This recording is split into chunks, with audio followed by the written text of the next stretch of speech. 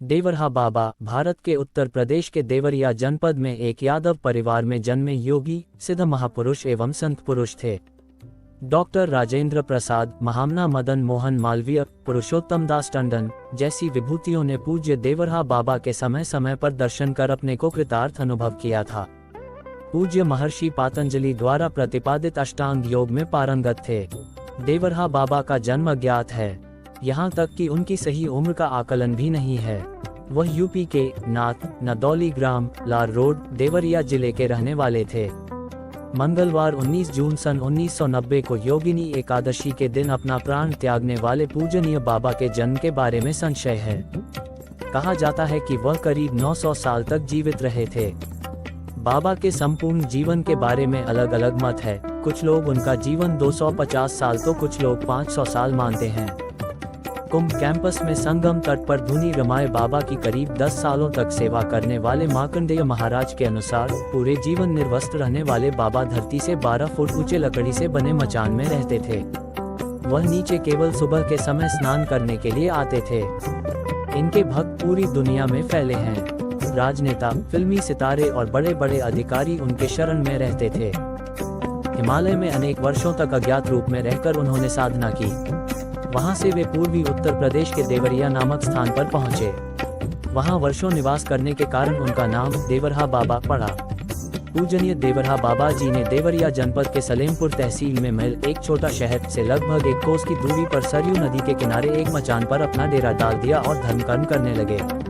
देवरहा बाबा परम राम भक्त थे। देवरहा बाबा के मुख में सदा राम नाम का वास था। वो भक्तों को राम मंत्र की दीक्षा दिया करते थे। वो सदा सरयू के किनारे रहा करते थे।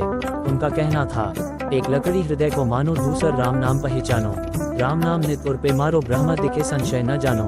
देवरहा बाबा जनसेवा तथा गौ सेवा को सर्वोपरि धर्म मानते थे तथा प्रत्येक दर्शनार्थी को लोगों की सेवा, गौमाता की रक्षा करने तथा भगवान की भक्ति में रत रहने की प्रेरणा देते थे। देवरहा बाबा श्री राम और श्री कृष्ण को एक मानते थे और भक्तों को कष्ट से मुक्ति के लिए कृष्ण मंत्र भी देते थे। ओम कृष्णाय वासुदेवाय हरे परमात्मने प्रणत क्लेशनाशाय गोविंदाय नमो नमः। बाबा कहते थे, जीवन को पवित्र बनाए बिना, ईमानदारी, सात्विकता, सरसता के बिना भगवान की कृपा प्राप्त नहीं होती। अतः सबसे पहले अपने जीवन को शुद्ध पवित्र बनाने का संकल्प लो। वे प्रायः गंगा या यमुना तट पर बनी घास फूस की मचान पर रहकर साधना किया करते थे। दर्शनार्थ आने वाले भक्तजनों को वे सद्मार्ग पर चलते हुए अपना मानव जीवन सफल करने का आशीर्वाद देते थे। वे कहते, इस भारत भूमि की दिव्यता का ये प्रमाण है कि इसमें भगवान श्री राम और श्री कृष्ण ने अवतार लिया है। ये देवभूमि है, इसकी सेवा, रक्षा तथा संवर्धन करना प्रत्येक भारतवासी का कर्तव्य है। प्रयागराज में सन 1989 में महाकुंभ के पावन पर्व पर विश्व हिंदू परिषद के मंच से बाबा ने अपना पावन संदेश देते हुए कहा था, दिव्य भूमि भारत की समृद्धि, गोरक्षा, गौसेवा के बिना संभव नहीं होगी। गौहत्या का कलंक मिटाना अत्यावश्यक है। पूज्य बाबा ने योग विद्या के जिज्ञासुओं को हठ योग की 10 मुद्राओं का प्रशिक्षण दिया। वे ध्यान योग, नाद योग, लय योग, प्राणायाम, त्राटक, ध्यान, धारणा, समाधि आदि की साधन पद्धतियों का जब विवेचन करते तो बड़े बड़े धर्माचार्य उनके योग संबंधी ज्ञान के समक्ष नतमस्तक हो जाते थे। बाबा ने भगवान श्री कृष्ण की लीला भूमि वृंदावन में यमुना तट पर स्थित मचान पर 4 वर्ष तक साधना की। सन 1990 की योगिनी एकादशी 19 जून के पावन दिन उन्होंने निर्वाण प्राप्त किया।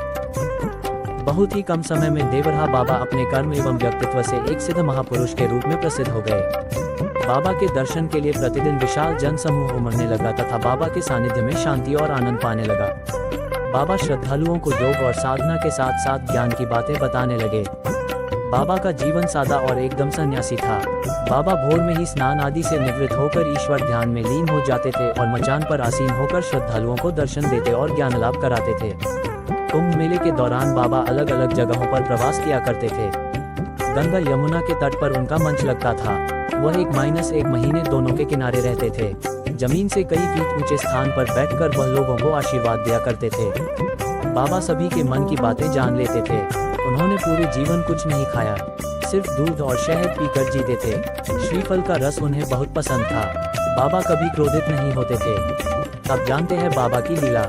श्रद्धालुओं के कथनानुसार बाबा अपने पास आने वाले प्रत्येक व्यक्ति से बड़े प्रेम से मिलते थे और सबको कुछ न कुछ प्रसाद अवश्य देते थे। प्रसाद देने के लिए बाबा अपना हाथ ऐसे ही मचान के खाली भाग में रखते थे और उनके हाथ में फल, मेवे या कुछ अन्य खाद्य पदार्थ आ जाते थे, जबकि मचान पर ऐसी कोई भी वस्तु नहीं रहती थी।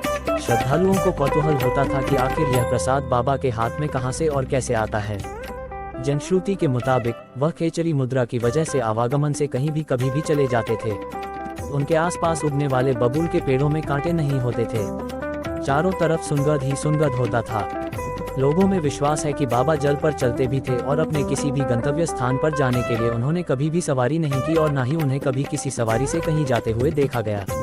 बाबा हर साल कुंभ के समय प्रयाग आते थे।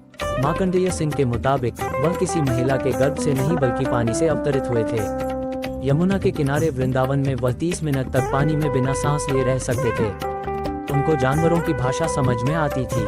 खतरनाक जंगली जानवरों को वह पल भर में काबू कर लेते थे। उन्होंने भारत में कई स्थानों का दौरा किया और विभिन्न राज्यों में अलग अलग नामों से जाने जाते थे। गंजम ओडिशा में पूर्णेश्वरी मां तारा तारिणी शक्तिपीठ में स्थानीय लोगों ने उन्हें चमत्कारी बाबा के नाम से संबोधित किया करते थे। आज भी मां तारा तारिणी शक्तिपीठ के पुजारी मां के पीठ की यात्रा के दौरान बाबा के चमत्कारों को याद करते हैं। एक बार आकाशवाणी के साथ एक साक्षात्कार में देवरहा बाबा ने भी इसकी पुष्टि की थी। लोगों का मानना है कि बाबा को सब पता रहता था कि कब, कौन, कहां उनके बारे में चर्चा हुई। वह अवतारी व्यक्ति थे। उनका जीवन बहुत सरल और सौम्य था। वह फोटो कैमरे और टीवी जैसी चीजों को देख अचंभित रह जाते थे। वह उनसे अपनी फोटो लेने के लिए कहते थे, लेकिन आश्चर्य की बात यह थी कि उनका फोटो नहीं बनता था। वह नहीं चाहते तो रिवाल्वर से गोली नहीं चलती थी। उनका निर्जीव वस्तुओं पर नियंत्रण था। रुको रुको, आगे ऐसी ही वीडियोस हमारे मिस्टीरियस वर्ल्ड चैनल पे आती रहेंगी। हमारे चैनल मिस्टीरियस वर्ल्ड को सब्सक्राइब कर दो और इस वीडियो को लाइक कर दो। आपसे हम नई वीडियो में मिलते हैं, तब तक के लिए धन्यवाद।